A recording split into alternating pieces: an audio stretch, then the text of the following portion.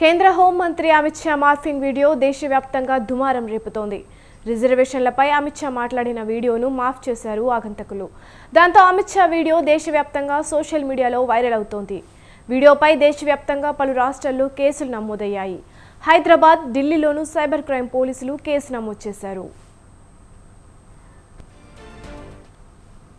ఇదే అంశంపై మరింత సమాచారాన్ని మా ప్రతినిధి పవన్ ఫోన్ లైన్ ద్వారా అందిస్తారు. చెప్పండి పవన్. కేంద్ర హోంశాఖ మంత్రి అమిత్ షా సంబంధించిన మార్ఫింగ్ వీడియో దేశవ్యాప్తంగా సంచలనం సృష్టిస్తుంది, దుమారం కూడా రేపుతుంది. ఎందుకంటే రిజర్వేషన్లపై అమిత్ షా మాట్లాడినట్టుగా ఒక వీడియోను కూడా మార్ఫింగ్ చేశారు ఆగంతకులు. దేశవ్యాప్తంగా సోషల్ మీడియాలో ఇది వైరల్ కావడంతో పలు రాష్ట్రాల్లో కూడా ఈ యొక్క దీనిపైన సైబర్ క్రైమ్ పోలీసులకు కూడా బీజేపీ నేతలు ఫిర్యాదు చేశారు. హైదరాబాద్ లో కూడా సైబర్ క్రైమ్ పోలీసులకు ఫిర్యాదు చేయడంతో కేసు కూడా నమోదు చేశారు. మరోవైపు ఢిల్లీలో కూడా దీనిపైన స్పెషల్ సెల్ సంబంధించిన పోలీసులు కూడా కేసు నమోదు చేశారు. ముఖ్యంగా చూస్తే మార్ఫింగ్ సంబంధించిన వీడియో అమిత్ షా మాట్లాడినట్టు పూర్తిగా రిజర్వేషన్లకు వ్యతిరేకంగా మాట్లాడినట్టుగా దీనికి సంబంధించి ఒక వీడియో వైరల్ అవుతుంది. అయితే ఈ యొక్క వీడియో మాత్రము పూర్తిగా మార్ఫింగ్ చేశారు, కావాలనే ఉద్దేశపూర్వకంగానే ఒక సంబంధించిన సామాజిక వర్గం ఇలా చేసిందని చెప్పి కూడా ఇందులో సైబర్ క్రైమ్ పోలీసులు కూడా ఫిర్యాదు చేశారు. దీనిపైన కేసు నమోదు చేసుకొని ఎక్కడి నుంచి స్ప్రెడ్ అవుతుందనే దానిపైన కూడా పూర్తిగా ఇన్వెస్టిగేషన్ కూడా ప్రారంభించారు. మొత్తానికి దీనిపైన పలు రాష్ట్రాల్లో కూడా ఇప్పటికే కేసులు నమోదు కాగా దీనిపైన ఇన్వెస్టిగేషన్ కూడా ప్రారంభించారు. అయితే ఒక మార్ఫింగ్ వీడియో ఎక్కడ తయారు చేశారని దానిపైన కూడా పోలీసులు ముఖ్యంగా దృష్టి కొనసాగించారు. Right, thank you Pawan.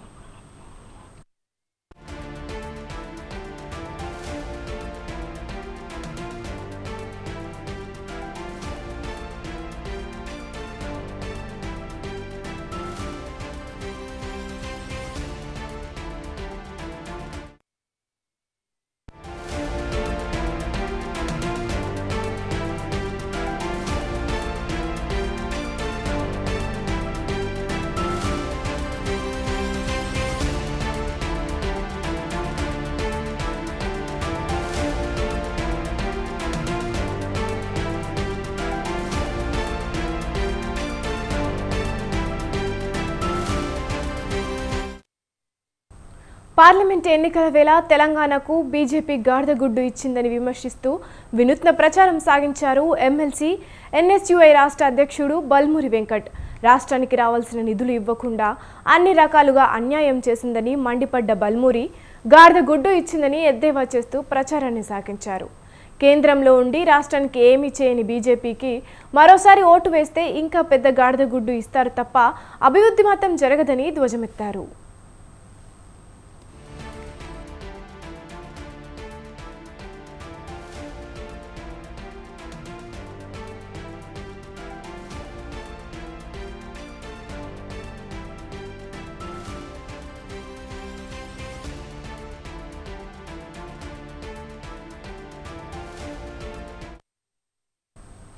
YCP వ్యతిరేక ఓటు చీలనివ్వనని ముందు నుంచో చెబుతున్నానని జనసేన అధినేత పవన్ కళ్యాణ్ అన్నారు. పిఠాపురంలో ఎన్నికల ప్రచారంలో భారీ రోడ్ షో నిర్వహించారు. రాష్ట్రంలోని కొన్ని పనులకు కేంద్ర సహకారం అవసరమవుతుందని, కేంద్ర సహకారం లేకుండా కొన్ని పనులు సాధ్యం కావన్నారు. వైసీపీ ఓటమి ఖాయమని, కూటమి ప్రభుత్వానిదే అధికారమని ధీమా వ్యక్తం చేశారు. వైసీపీ ఫ్యాన్ రెక్కలు ఊడిపోయాయి, బలమైన నాయకుల సమూహం కావాలి, నీటి సమస్య లేకుండా ఉండాలంటే ప్రాజెక్టులు పూర్తి కావాలని పవన్ కళ్యాణ్ అన్నారు.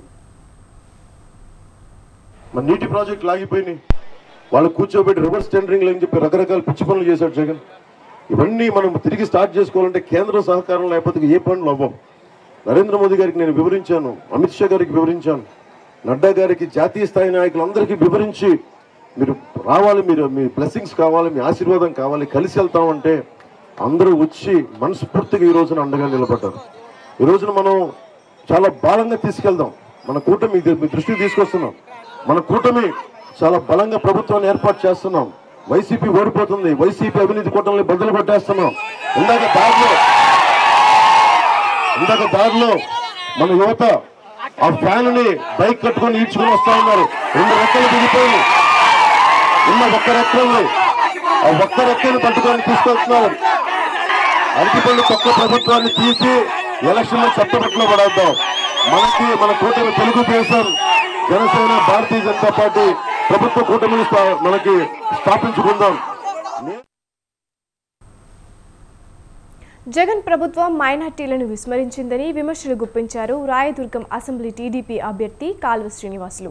అడుగడుగునా ముస్లింలను హింసిస్తూ దాడులకు పాల్పడుతున్న వైసీపీకి ఓటుతో బుద్ధి చెప్పాలని పిలుపునిచ్చారు. తెలుగుదేశం పార్టీని రాష్ట్ర ప్రజలు ఆదరిస్తున్నారని, అధికారంలోకి రావడం ఖాయమని ధీమా వ్యక్తం చేశారు. వాళ్ళు నంద్యాలలో కుటుంబంతో సహా ఆత్మహత్య చేసుకున్న అత్యంత విషాదకర సంఘటన బహుశా ఏ ప్రభుత్వంలోనూ జరిగి ఉండదు. దీనికంతా కూడా జగన్మోహన్ రెడ్డి పూర్తిగా బాధ్యత వహించాలా. మైనార్టీలపైన పెరిగిన దాడులు కానీ, మైనార్టీలకు రక్షణ లేకుండా పోవడం కానీ, ఇవన్నీ కూడా మైనార్టీల్లో తీవ్రమైన ఆందోళన ఉంది, బాధ ఉంది, ఆవేదన ఉంది. అవన్నీ కలగలిసి చంద్రబాబు నాయుడు గారి నాయకత్వాన్ని గట్టిగా సమర్థించాలనే నిర్ణయానికి వచ్చేలాగా చేశాయి. కాబట్టి మేము ఒకటే హామీ ఇస్తూ ఉన్నాం, ముస్లింలో కొంతమందికి ఏవైతే రిజర్వేషన్లు ఉన్నాయో వాటిని మేము కాపాడుతాం. ఆ రిజర్వేషన్లు ఎక్కడా పోవు, ఎవరు తీసేయలేరు. తెలంగాణ కాంగ్రెస్లో చేరికల పర్వం కొనసాగుతోంది. తాజాగా టీపీసీసీ వ్యవహారాల ఇన్ఛార్జ్ దీపాదాస్ మున్షి ఆధ్వర్యంలో నంగి వేదేందర్ రెడ్డి కాంగ్రెస్ తీర్థం పుచ్చుకున్నారు. గత కొంతకాలంగా బీజేపీ నేతల తీరుపై దేవేందర్ రెడ్డి అసంతృప్తిగా ఉన్నారు.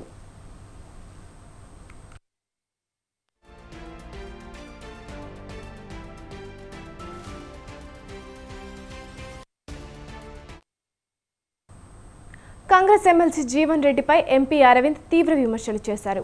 మామిడి రైతులను నాశనం చేసింది, చక్కెర ఫ్యాక్టరీ మూతపడడానికి కారణం జీవన్ రెడ్డే అన్నారు. గల్ఫ్ గోసలకు కాంగ్రెస్ కారణమని ఫైర్ అయ్యారు. రాజీవ్ గాంధీ బొమ్మ లేదని, ఆయుష్మాన్ భారత్ కార్డులు ఇవ్వడం లేని విమర్శించారు. జగిత్యాల పీఎఫ్ఐకి అడ్డా, కాంగ్రెస్ గెలిస్తే లవ్ జిహాద్కి అడ్డా అవుతుందని ఆరోపించారు. మోదీ నాయకత్వంలో దేశం భద్రంగా ఉందన్నారు.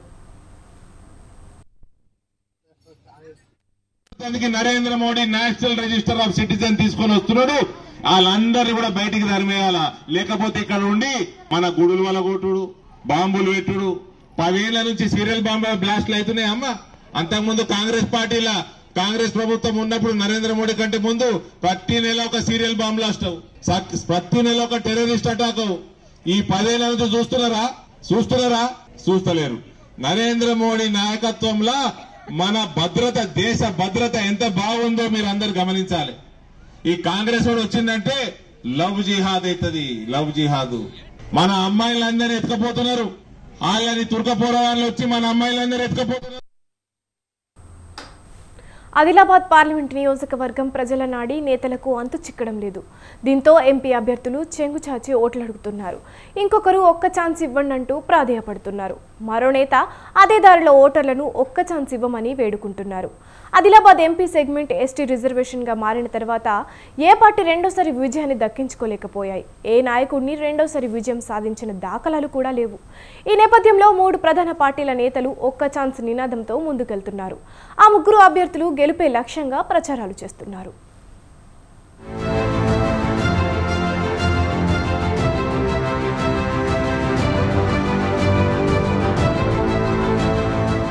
ఆదిలాబాద్ పార్లమెంటు నియోజకవర్గంలో ఒక అభ్యర్థికి ఒక్కసారి అవకాశం ఇస్తే మరో దఫా మరొకరికి పట్టం కడుతున్నారు. ఎస్టీ రిజర్వేషన్గా మారిన తర్వాత ఇప్పటి వరకు ఏ పార్టీ కూడా రెండోసారి గెలిచే అవకాశం దక్కలేదు.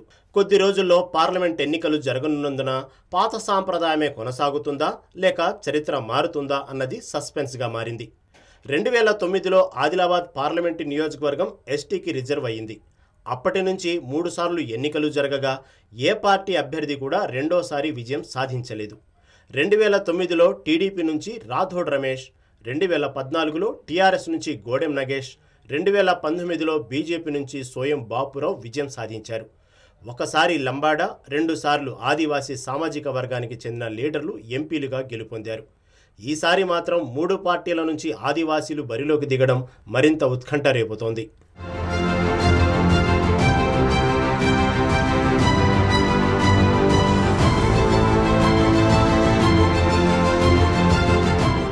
ఇటీవల జరిగిన అసెంబ్లీ ఎన్నికల్లో ఆదిలాబాద్ పార్లమెంటు సెగ్మెంట్లో ఒక్క ఖానాపూర్ నియోజకవర్గం మాత్రమే కాంగ్రెస్ విజయం సాధించింది.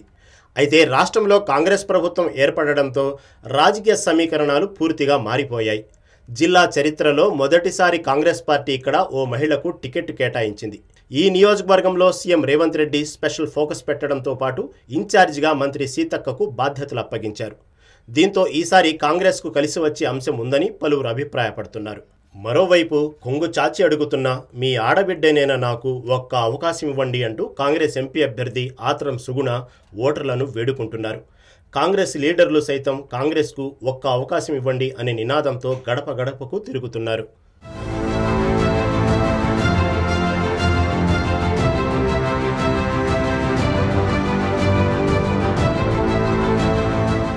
రాష్ట్రంలో 10 ఏళ్ల పాటు అధికారంలో ఉన్న టీఆర్ఎస్ ఓటమి పాలవటంతో జిల్లాలో ఆ పార్టీ పరిస్థితి దయనీయంగా మారింది. అసెంబ్లీ ఎన్నికల్లో బోధ్, ఆసిఫాబాద్ నియోజకవర్గాలలో మాత్రమే ఆ పార్టీ అభ్యర్థులు గెలిచారు. కాంగ్రెస్ పార్టీ అధికారంలోకి రావడంతో టీఆర్ఎస్లో ఉన్న చాలామంది ప్రజాప్రతినిధులు కాంగ్రెస్, బీజేపీ పార్టీలలోకి వెళ్లడంతో ఆ పార్టీ కొంత ఉనికి కోల్పోయిందనే చెప్పాలి.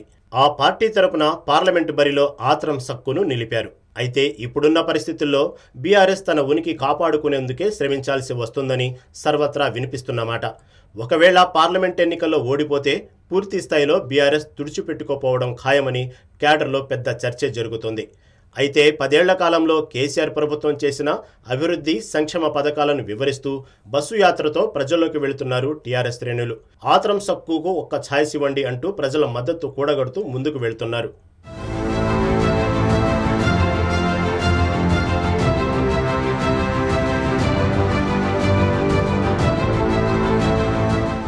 Adilabad BJP ticket sitting MP అయిన సోయం బాపురావుకు కాకుండా టీఆర్ఎస్ నుంచి వచ్చిన గోడెం నాగేష్కు కేటాయించడంతో ఆ పార్టీల విభేదాలు తారాస్థాయికి చేరాయి. ఇటీవల జరిగిన అసెంబ్లీ ఎన్నికల్లో ఆదిలాబాద్ పార్లమెంటు పరిధిలోని 7 నియోజకవర్గాల్లో 4 బీజేపీ అభ్యర్థులే విజయం సాధించారు. దీంతో ఆ పార్టీ బలం పెరిగింది. కానీ ఎంపీ క్యాండిడేట్ ప్రకటన తర్వాత పార్టీలో అంతఃకలహాలు ఉన్నాయని గుసగుసలు బలంగానే వినిపిస్తున్నాయి. దీంతో క్యాడర్లో తీవ్ర ఆందోళన నెలకొంది. నగేష్కు టికెట్ కేటాయించడాన్ని వ్యతిరేకిస్తూ కొంతమంది సీనియర్లు సైలెంట్ అయ్యారు. ఎన్నికల ప్రచారంలో సైతం అంతంత మాత్రంగానే పాల్గొంటున్నారు. పార్టీ శ్రేణులు మాత్రం ఆదిలాబాద్ పార్లమెంటు స్థానం బీజేపీదేనంటూ ధీమా వ్యక్తం చేస్తున్నారు. పార్టీ అభ్యర్థి గోడెం నగేష్ తనకు ఒక్క అవకాశం ఇవ్వండి అంటూ అభివృద్ధి చేసి చూపిస్తానంటూ కేంద్ర ప్రభుత్వం ప్రవేశపెడుతున్న పథకాలను వివరిస్తూ ముందుకు వెళ్తున్నారు.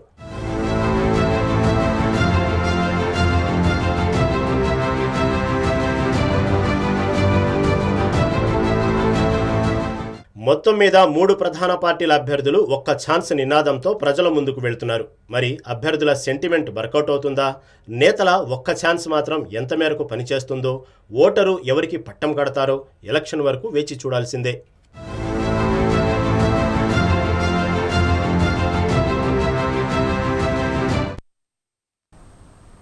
ఇవి ఇప్పటి వరకున్న బులెటిన్ అప్డేట్స్. చూస్తూనే ఉండండి స్వతంత్ర న్యూస్.